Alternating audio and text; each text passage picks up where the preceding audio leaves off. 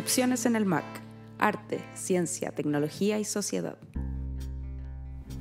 Hola, soy Claudia González, artista medial y encargada de las actividades de extensión del Museo de Arte Contemporáneo de la Universidad de Chile. Y junto a Catalina Montero y Matías Serrano, te damos la bienvenida a la 5ª temporada de Irrupciones en el MAC, podcast dedicado a pensar los cruces entre arte, ciencia, tecnología y sociedad. Antes de presentar a la invitada y al invitado de esta nueva edición, nos gustaría enviar un afectuoso saludo a Alessandra Buroto, quien no solo estuvo al mando de este proyecto, sino que también lideró desde sus inicios la unidad Anilla en el MAC. Le deseamos el mayor éxito en sus futuros proyectos. En esta nueva edición, conversaremos con el artista Ignacio Vana y la curadora María Gracia Muscatello sobre el proyecto interdisciplinario Observatorio y el trabajo territorial como práctica activa del arte contemporáneo. Ignacio Vana estudió Bellas Artes en la Universidad de Barcelona y se desempeña como artista e investigador desde su proyecto Observatorio, ubicado entre los volcanes Rucapillán y Quetrupillán. Fundado en el año 2005, esta plataforma se dedica a la preservación ecológica e investigación multi e interdisciplinaria, enfocada en los cruces entre arte, ciencia, naturaleza y educación. Actualmente, Ignacio reside entre Santiago y la región de la Araucanía, en Chile. María Gracia Muscatello es curadora y crítica de arte, licenciada en Filosofía en la Universidad de Parma, Italia, máster en Crítica de Arte Contemporáneo de la Universidad de Gerona, en España. Actualmente es candidata doctoral en el Doctorado de Filosofía, Mención Teoría e Historia del Arte de la Universidad de Chile, en cotutela con el doctorado en Historia delle Arti en la Universidad Ca' Foscari de Venecia. Ha escrito para numerosos catálogos y publicaciones, colabora para diversas revistas de arte y se ha desempeñado como curadora y coordinadora editorial en bienales y proyectos nacionales e internacionales. Te damos entonces la bienvenida a una nueva edición de Irrupciones en el MAC. Queremos darle la bienvenida a María Gracia e Ignacio a la 37ª edición de Irrupciones en el MAC. Nos complace estar conversando con ustedes hoy. ¿Qué tal? Hola, gracias Claudia por esta invitación. Feliz de conversar con ustedes y con Ignacio de todos los procesos de investigación y personales que tuvimos. Hola Claudia, muchas gracias por la invitación. Feliz de estar en este momento y conversar y expandirnos en el imaginario de este proyecto. Buenísimo. Bueno, queremos partir conversando a propósito de la reciente exposición en el MAC del Parque Forestal. Fue un proyecto llamado Efecto Pichillanqahue. Y nos ha interesado poder dialogar en torno a la manera en que has abordado la relación arte y ciencia en una lógica de observación de larga duración y de habitar una geografía extrema, ¿no? ¿Nos podrías contar un poquito sobre esa dimensión? Sí, claro. Muchas gracias por la pregunta. Bueno, Efecto Pichillanqahue es un proyecto que ya vengo desarrollando, investigando hace más de 6 años en un territorio en particular, y está enfocado directamente en la relación glacio-volcánica entre el volcán Rucapillán, que es el volcán Villarrica, y el glaciar Pichillanqahue, ubicado justamente en los faldeos de este macizo térmico. Por ende, este proyecto se traduce en un proyecto interdisciplinario que involucra áreas como las artes, la geología, la glaciología, la filosofía, incluso la espiritualidad. Y justamente este proyecto surge desde otro proyecto, que es el proyecto Observatorio, que ya lo habíamos comentado al inicio de esta conversación. Es un proyecto que ya vengo desarrollando del año 2005, ya lleva más o menos 17 años trabajándose en un territorio en particular. Específicamente el observatorio es un área de preservación ecológica en territorio geológico, volcánico, en la región de la Araucanía de Chile, en la 9ª región. Y desde ahí hemos podido lograr de a poquitito ir adquiriendo territorios también para cuidar, donde existe un ecosistema bastante importante. Ya llevamos cerca de 8 o 9 hectáreas protegiendo, y este territorio colinda con el Parque Nacional Villarrica, traduciéndose en un territorio sumamente importante, ya que es una especie de extensión del parque, una especie de lengüeta, un corredor medioambiental del parque. Y desde ahí hemos realizado todo este trabajo desde la autogestión del año 2005, como ya comentaba, un proyecto de mucha precariedad en una fase inicial, bueno, hasta el día de hoy, de mucho sacrificio, también de mucho goce, en donde nos hemos enfocado, por ejemplo, en la autoconstrucción. Eso quiere decir que hemos construido nosotros mismos las plataformas que hemos desarrollado en el lugar, cuya arquitectura también está enfocado y estudiado a partir de los fenómenos naturales que suceden en el territorio, el clima extremo, en donde la arquitectura conversa justamente con esta geografía extrema, y de esa manera nosotros podemos habitar en todo clima y en toda situación y en todas las estaciones del año, poder habitar el territorio. Y justamente estas plataformas son plataformas de observación, no solamente, a veces observatorio creen que es como astronómico, pero no solamente involucra esa materia, sino que las capas de la Tierra, que tiene que ver con la geología, la biología, también observaciones que tienen que ver con el tiempo. Y desde ahí hemos creado plataformas de observación, de laboratorios, experimentaciones, residencia, y justamente para estudiar lo que son los fenómenos naturales y desde ahí hacer cruces de arte y ciencia. Y Efecto Pichillancahue se gesta desde esa posibilidad de habitar el observatorio, estar habitando ese terreno, ese espacio geológico. ¿Y de qué se trata Efecto Pichillancahue? Bueno, Efecto Pichillancahue es un proyecto que le tengo mucho cariño. Ya lleva, como comentaba, 6 años desarrollándose, investigándose.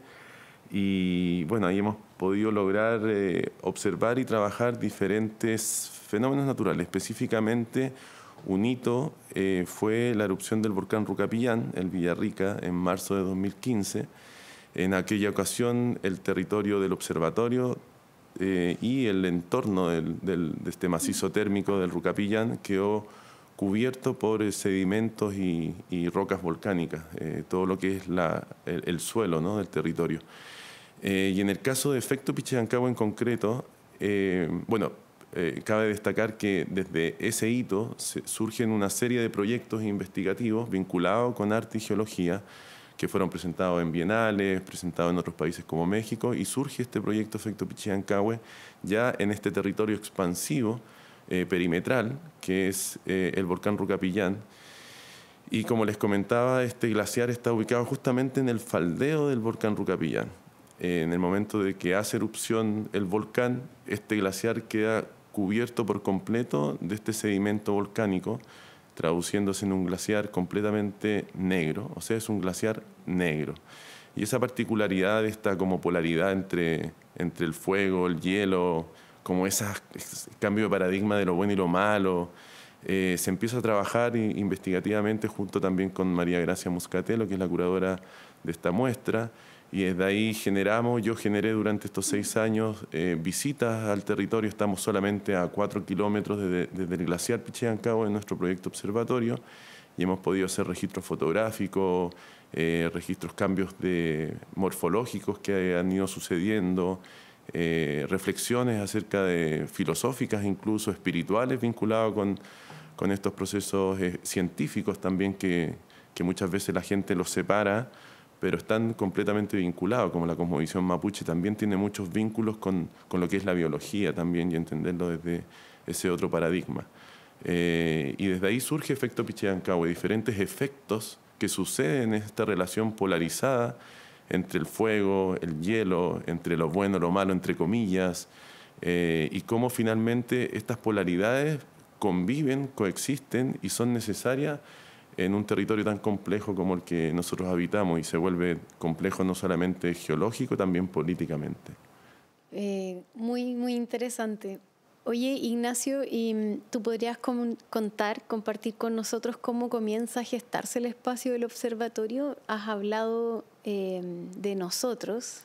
Me imagino que eres tú y tú, o hay más personas involucradas aparte de María Gracia. Cuéntanos un poquito cómo se ha ido desarrollando este proyecto en el tiempo. Bueno, esto parte como algo bastante como utópico. Tenía 25 años en 2005 Y mi sueño era tener una pequeña tierrita que cuidar y preservar. Y el año 2005 compro un pedacito de tierra en donde todos me trataban de loco, porque la situación era bastante extrema hace 17 años, sigue siendo extrema a nivel geográfico. Y en aquella ocasión, claro, fuimos... en principio trabajo colaborativo, en esa época bastante joven había mucha colaboración de amigos, habían muchos antropólogos, profesores, historiadores que nos ayudaban a construir esta plataforma idealizada que tenía yo. Y desde ahí trabajamos colaborativamente a construir ciertas plataformas, poder leer el lugar hacia donde iba dirigido. Y desde ahí hemos trabajado de forma colaborativa.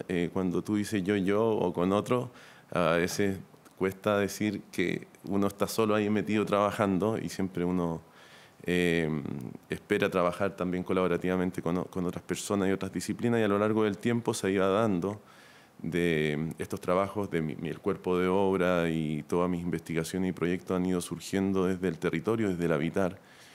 Y ahí hago una diferencia también que lo hemos conversado en otra ocasión respecto a esta especie de residencia artísticas que yo le llamo como estas residencias turísticas muchas veces, de que en un momento determinado de un mes uno no logra poder hacer análisis suficiente de lo que pasa en una geografía, las transformaciones del paisaje, y en este caso he podido tener la fortuna y la oportunidad de poder ver estos cambios durante estos 17 años, cómo ha ido cambiando su ecosistema también. Desde hace un año atrás decidí abrir esta plataforma, ya esto de tanto atesorar este lugar, de que la gente tampoco pudiera acceder, justamente porque el ser humano no solamente contribuye a lo positivo, sino que también a lo negativo. Entonces ha sido un territorio en resistencia entre esta relación de la cosmovisión mapuche que tienen en el territorio muchas comunidades como la comunidad de Yafenco y el latifundismo también. Entonces ahí entra todo lo que tiene que ver con la agricultura, con el monocultivo, con la ganadería.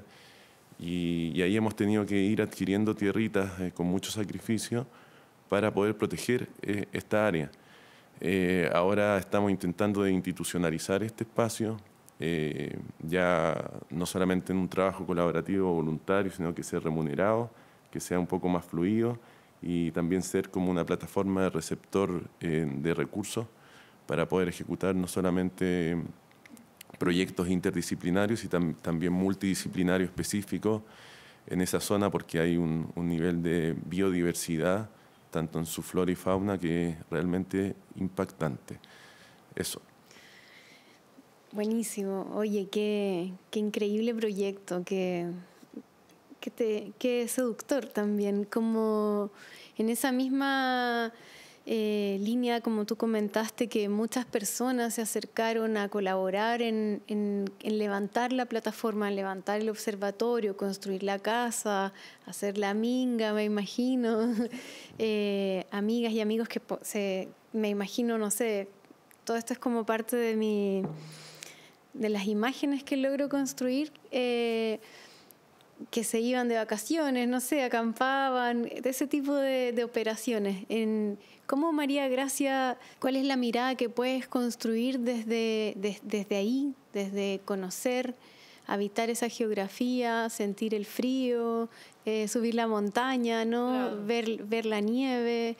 ¿Qué mirada curatorial tú has podido como elaborar en ese transcurso de tiempo? Claro, sí, para mí ha sido una experiencia igual muy importante. Hay que decir que con Ignacio venimos trabajando hace tiempo, desde el 2017, que participamos junto a la Bienal de Arte Mediales.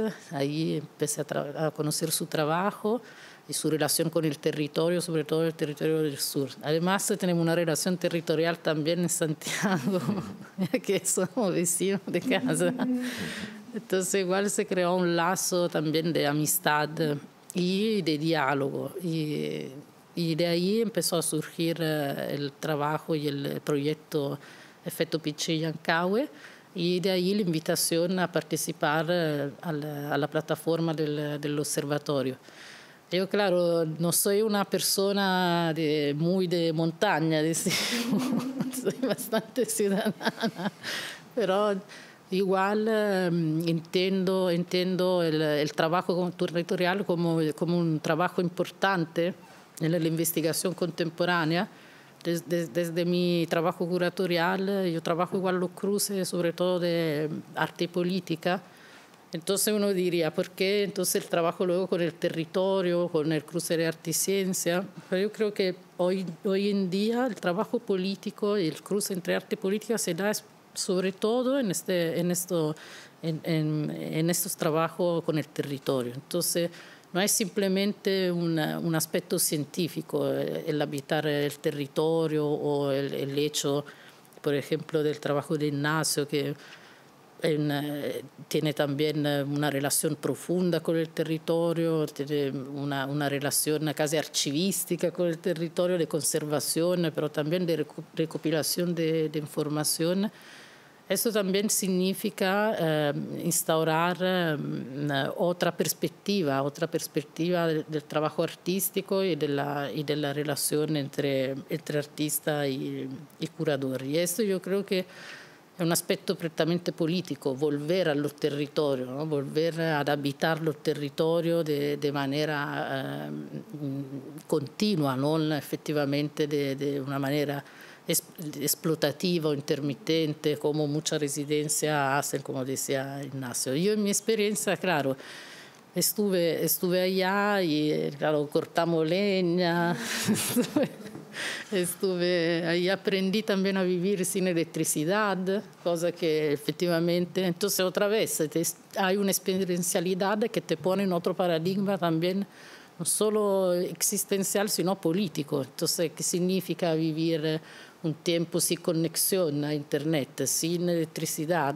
teniendo que acercarse a lugares o a territorios que no son dentro de nuestra experiencia cotidiana?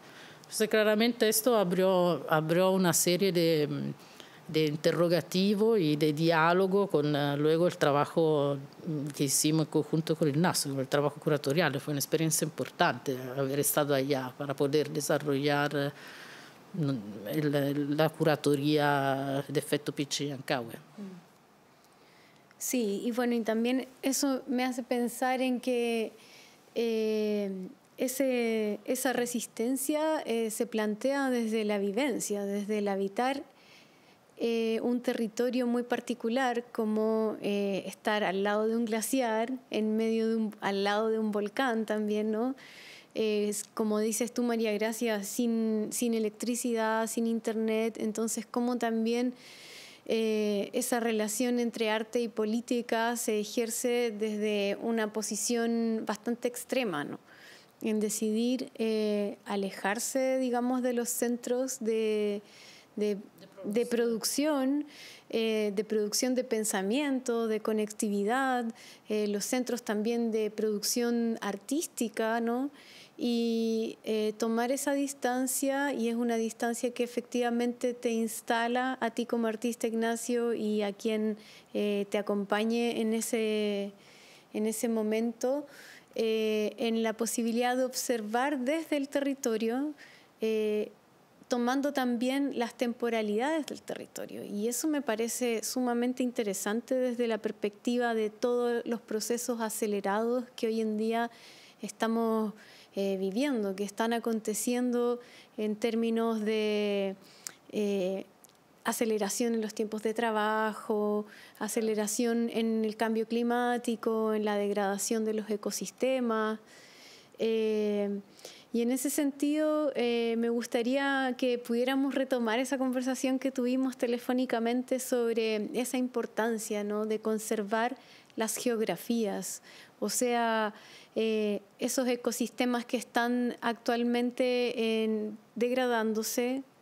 Antes podíamos decir que se degradaban lentamente, pero hoy es una degradación abrupta, con una explotación que los afecta, como los bosques, los glaciares, los humedales, por supuesto que los ríos y tantos otros, ¿no? Entonces es una serie de hábitats y sus muchas miles de especies que están aceleradamente siendo alteradas. Me gustaría saber qué piensan ambos de esta situación, de este contexto, y a ver si podrían un poco como expandir esa idea desde el observatorio, ¿no? Desde tu propia vivencia en el lugar, conectando también con las otras comunidades, y María Gracia como visitante del lugar, ¿no? Respecto, yo quería citar un poquito lo que hablaste de esto de no estar con internet, de generar otro ritmo. Quería citar un poquitito, hay un paréntesis que es muy interesante, porque cuando alguien escucha observatorio, uno piensa una plataforma con una cúpula, observando un telescopio, pero el concepto observatorio viene de observar, básicamente, y la observación tiene que ver con el tiempo, no con mirar, sino que detenerse y ir entrando en las capas de la observación, de la mirada. Y ahí es muy interesante porque las personas cuando llegan al territorio, como que al tercer día resucitan, dicen por ahí, y sacan esta enfermedad de la hiperconectividad. Muchas veces a mí me dicen, oye, pero estáis tan desconectado. No, estoy más conectado que nunca, ¿no? Y en ese sentido, las personas al tercer día recién empiezan a respirar, a caminar, a observar, a vivir de una forma diferente el territorio y a descubrir cosas que no descubren en la cotidianidad de la ciudad y esta hiperconectividad que creemos que estamos súper, hiper informados, pero al final es solo información bastante efímera. Entonces quería resaltar un poco ese concepto. Desde que llegué al territorio ha sido muy positivo, de mucho sacrificio, de mucha resiliencia, pero también de un acto de resistencia con cuchillo en la boca para defender el territorio que tenemos, ya que, como comentaba inicialmente, está esta coexistencia de dos pensamientos del ser humano en un territorio complejo políticamente, que es la región de la Araucanía, del lado desde la productividad y por otro lado el área de la conservación. Y justamente nosotros hemos ido ir adquiriendo territorios con mucho sacrificio, endeudamiento, con ningún sentido de latifundismo, todo lo contrario, sino que para proteger ciertas áreas que han ido siendo deforestadas. Ha habido mucha plantación de monocultivo en ese valle, y eso implica, bueno, una destrucción de la capa vegetal, retroexcavadora, y esto se ha transformado en una especie de isla del territorio, en donde hemos podido también observar diferentes flora y fauna que no están en otros territorios. Hemos podido ver desde el monito del monte, que es el marsupial más pequeño del mundo, el pudú, el puma, pájaros carpinteros, que son como las palomas allá en el fondo. Y eso es una oportunidad única que he podido tener y que los visitantes también han ido y han quedado como bien perplejos poder ver eso, ¿no? Y para mí justamente el objetivo como herencia del ser humano en esta tierra es poder dejar este fragmento chiquitito de área de preservación para que las nuevas generaciones puedan seguir descubriendo lo que había en ese momento, o lo que hay o lo que va quedando, y poder seguir estudiando este territorio tan particular. En ese sentido, a nivel medioambiental y crisis ecosistémica, yo cuando llegué, como les comentaba, llegué con 3 metros de nieve, por ende las plataformas de trabajo y observación están construidas en palafito a 3 metros de altura. Lamentablemente el año pasado no cayó nieve. Estamos hablando en 17 años, hubo una transformación hídrica importante. Y ahí nos damos cuenta de cómo también la flora y fauna va transformándose, como por ejemplo pájaros que antiguamente no estaban en ese territorio, como el diucón o zorzales, que son prácticamente de altitudes más bajas, están habitando estos territorios a una altura bastante superior a su hábitat normal, así como por ejemplo las modificaciones de lo que es todo lo que es el sotobosque. El sotobosque, yo me quiero detener un poquito, que es muy importante. El sotobosque, el sotomedio, el sotobosque, el bosque medio, más bien dicho, perdón. Nosotros tenemos un sotobosque que contempla y que contiene principalmente lo que es el coligüe, arbustos como los canelos enanos, las chircas, una serie de arbustos pequeñitos ahí, y que van justamente protegiendo todo lo que es el recurso hídrico, todo lo que es la capa húmeda del bosque, y eso lo que hace también es mantener esa humedad y esa biodiversidad que existe en el territorio. Incluso proyectos que están enfocados en la conservación, que es diferente a la preservación, han decidido eliminar el sotobosque por un tema de como higiene, entre comillas, y eso lo que hace es generar un desequilibrio medioambiental importante. Y bueno, y como te comentaba, lo que se ha generado también con los monocultivos, nosotros hemos mantenido también un área de protección endémica, seguimos también reforestando áreas que fueron devastadas en ciertos rincones y preservando otras que han sido intocadas por el hombre o no tocadas por el hombre. Tremendo trabajo, ¿no? Claro. No, yo desde mi punto de vista, decimos, experiencial, claro, quiero volver a destacar este aspecto de bajar la productividad. Entonces, estar en un lugar donde esencialmente no tiene que producir nada. O sea, vivo en una sociedad donde todos estamos constantemente produciendo, también en el mundo del arte, una exigencia al límite de la explotación de uno mismo. Entonces, estar en un lugar del no hacer nada, o sea, efectivamente del observar, del estar no solo en el territorio, pero también en el momento y en esta relación también con la naturaleza, claramente es algo que incide profundamente en las personas que viven una cotidianidad hecha de la rutina de la producción. Entonces esto seguramente ha sido un primer impacto. No sé si hablar tanto desde el punto de vista científico, porque no es, decimos, mi expertise. Mi formación viene más de la filosofía. Entonces, lo utilizo, por ejemplo, la palabra conservación, a mí igual me crea efecto de alguna manera ambiguo. Claro. Y de esto un poco trabajamos también sobre estos conceptos, ya que la relación incluso territorial entre el glacial de Pichillancahue y el volcán también tiene un aspecto dinámico de transformación. Entonces, claro, la explosión volcánica de alguna manera deshace o destruye el glacial, pero es necesaria también esta relación de destrucción y de reformulación. Ahora, está claro que la situación de la emergencia climática y el impacto que tiene el ser humano sobre el ambiente nadie lo pone en discusión, pero también habría quizá que replantearse la idea de conservar un lugar en un territorio.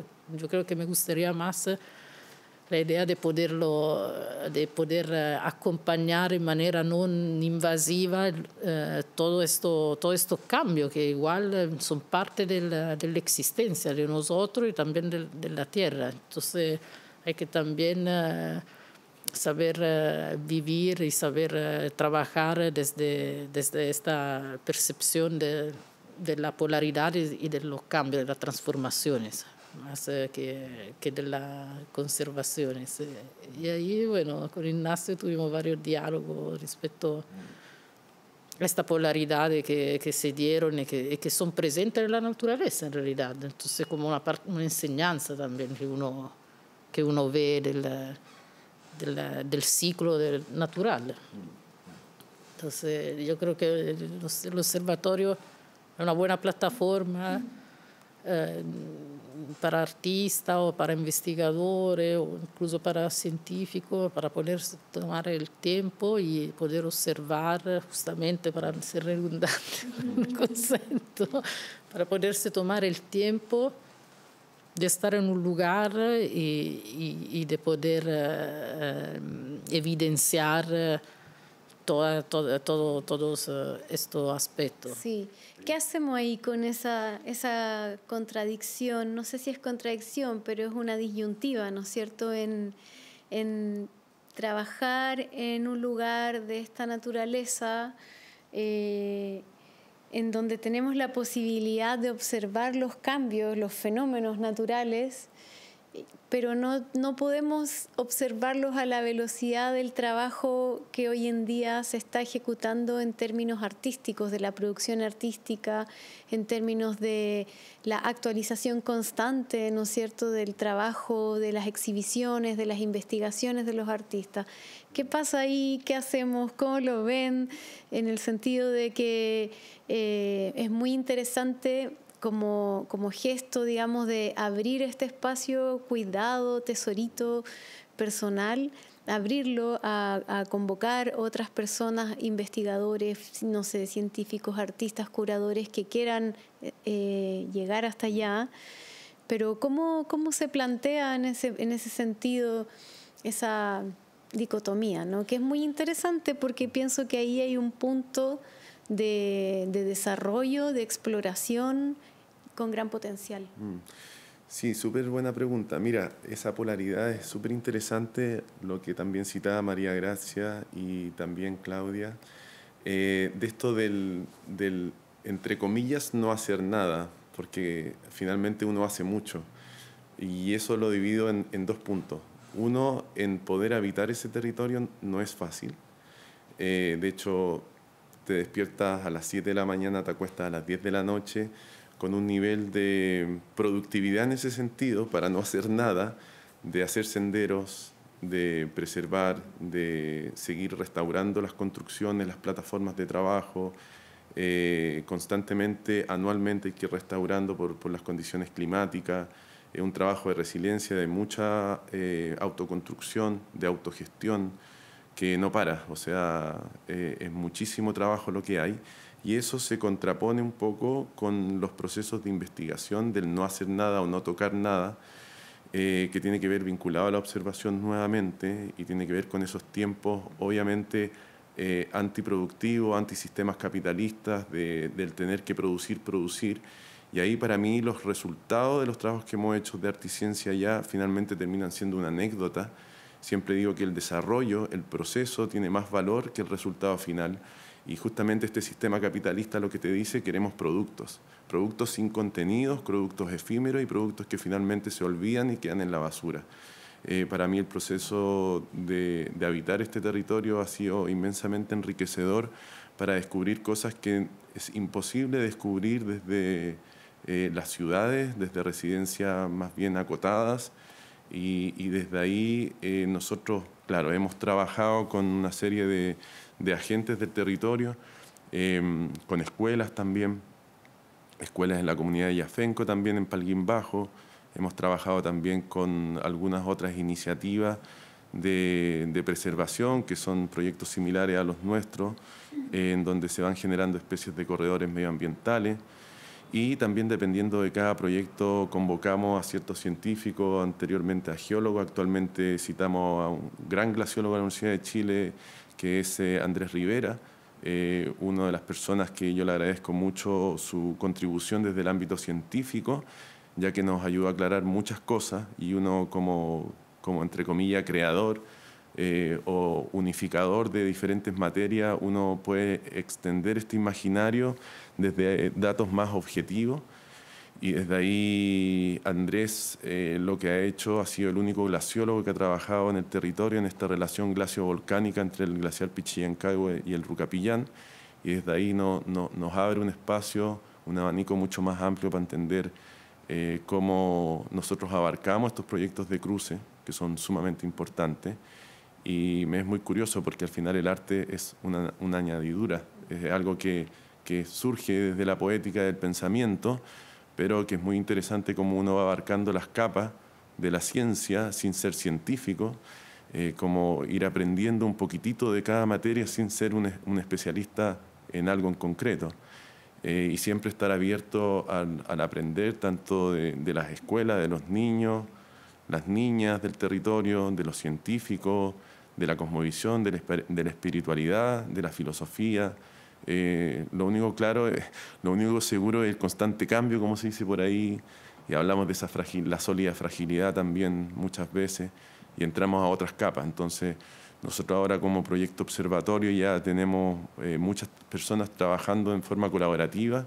Estamos intentando de institucionalizarlo para justamente hacer proyectos que abarquen proyectos de investigaciones multi e interdisciplinarias, donde sean remunerados también las investigaciones, donde también las personas que visitan puedan contribuir a este archivo del territorio, que es un laboratorio que tenemos, que es una especie de escáner del lugar, donde hay mostrarios geológicos, mostrarios biológicos, experimentos también que hemos ido haciendo también, arte y tecnología también en la línea educativa que vamos a ir desarrollando pero ahí están las líneas también de financiamientos de fondos y una serie de activaciones de gestiones que sigue siendo autogestión, pero ahora desde el año pasado, como te comentaba, decidimos abrirnos y también con este cuidado de los trabajos que hacemos en el territorio, que es la preservación, destacar el valor ecosistémico que tenemos y desde ahí hacer análisis.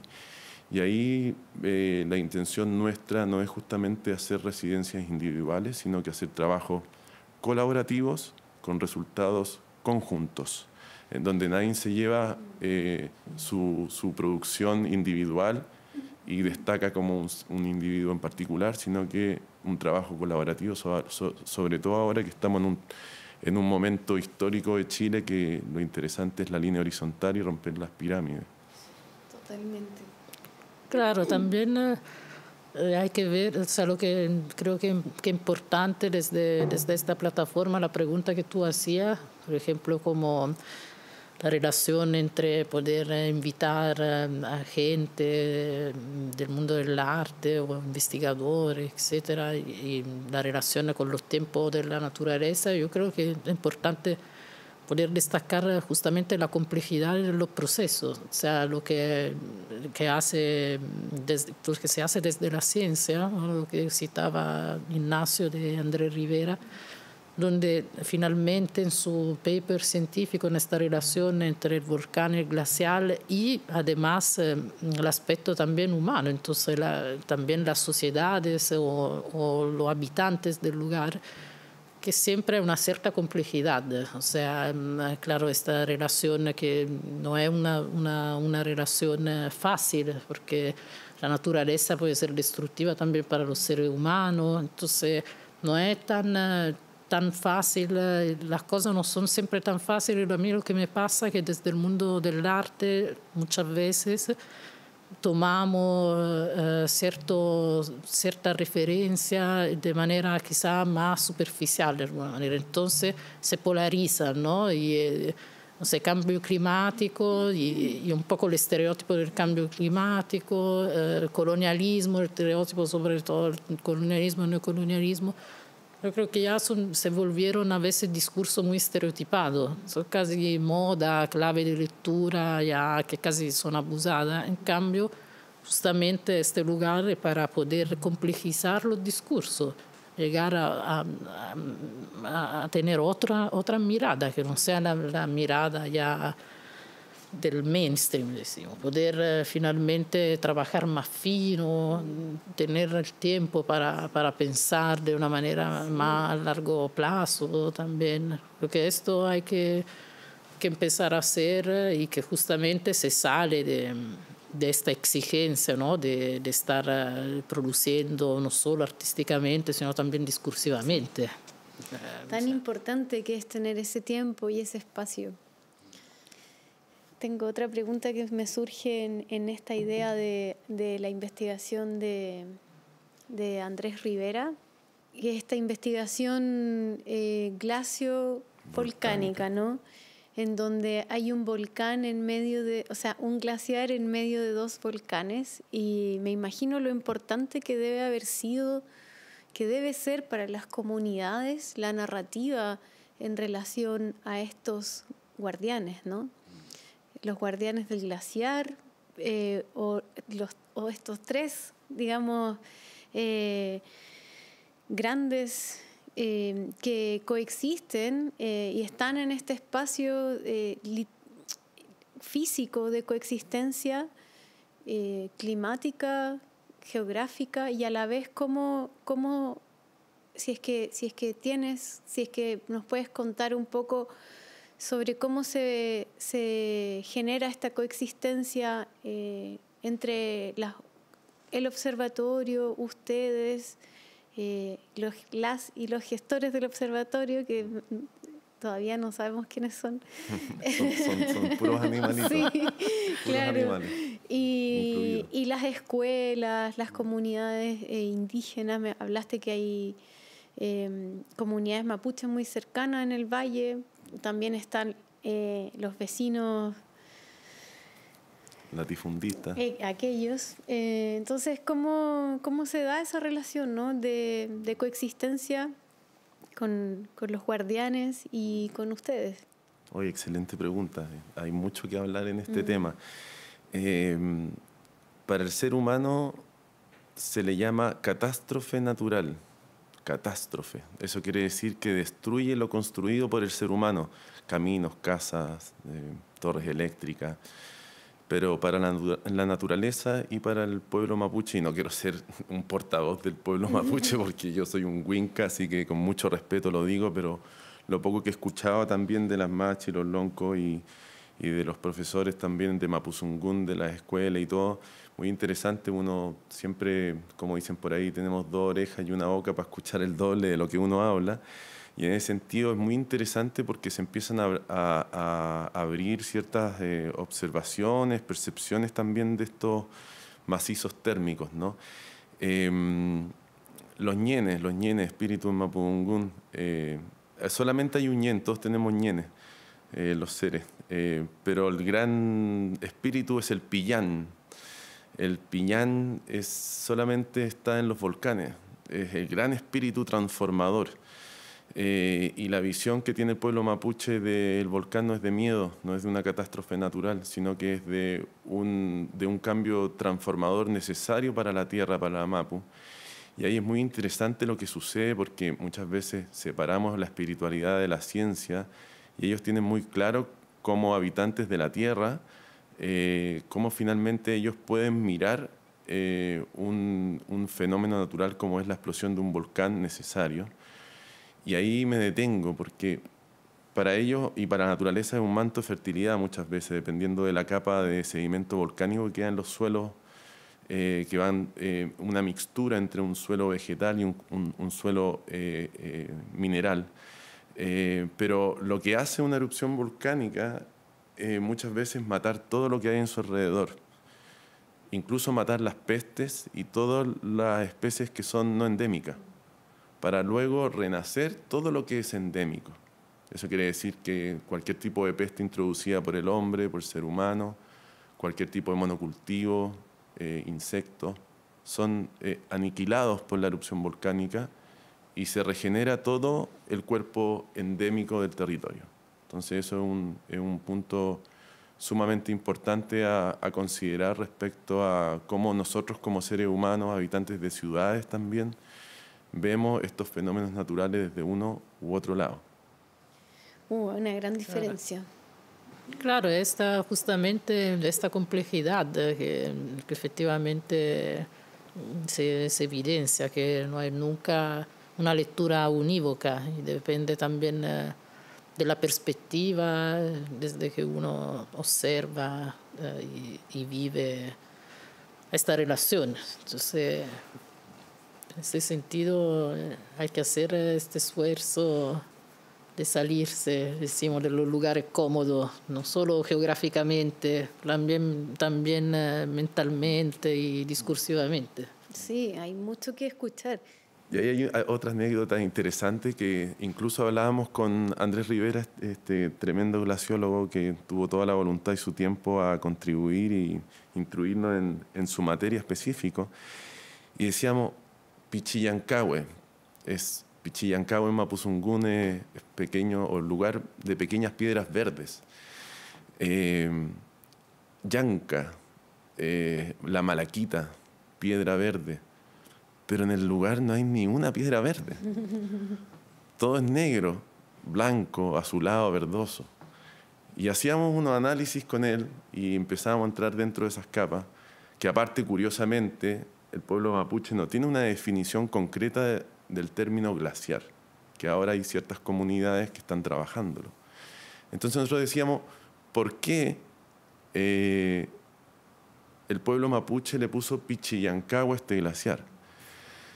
Entonces ahí empezamos a entrar al área geológica y ahí me detuve en la composición mineral de las rocas volcánicas que estaban incrustadas en el glaciar, que principalmente son de basalto por lo negro, y el brillo que tienen, y también muy etéreas, pero el brillo son producto de la gran cantidad de vidrio y cuarzo. Y el vidrio y cuarzo se transforma en un espejo del paisaje. Eso quiere decir que en ciertas horas del día el sol proyecta la luz sobre estas rocas volcánicas, sobre este glaciar, y genera un efecto verdoso, ¿no? Y Andrés me mandaba una foto y me decía, mira, acá se ve verde. No sé si era producto del filtro de la fotografía o de la luz.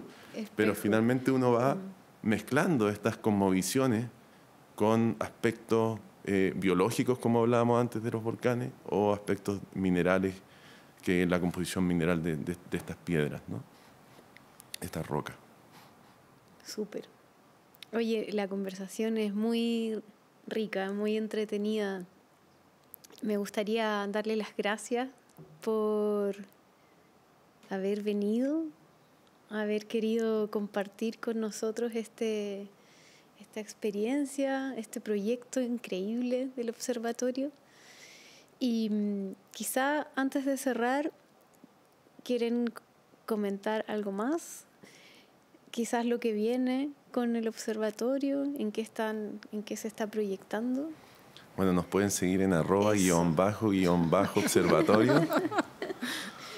Por ahí está. Y ahí está un poco lo que hemos estado haciendo, lo que estamos haciendo y lo que vamos a seguir haciendo.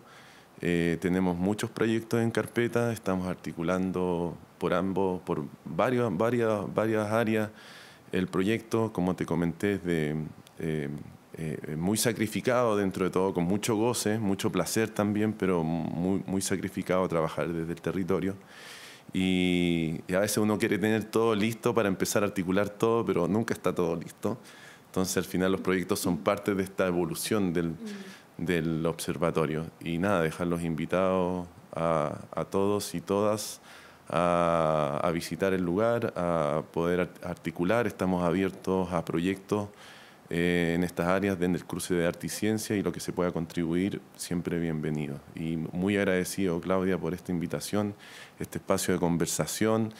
Espero que las personas también hayan podido visitar también la muestra Efecto Pichillancagua en el Museo de Arte Contemporáneo Parque Forestal, junto con la curaduría de María Gracia Muscatello. Creo que es un reflejo justamente de lo que estamos haciendo en el territorio. Y eso, así que gracias y invitados todos y todas. Gracias por la invitación y por esta conversación, Claudia. Y bueno, con Ignacio, siempre un placer compartir. Nos verán próximamente en el observatorio. Ahí nos veremos. Ahí nos veremos todos.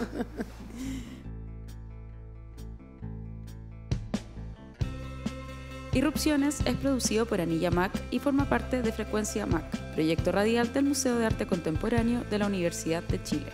Nos escuchamos en una próxima edición.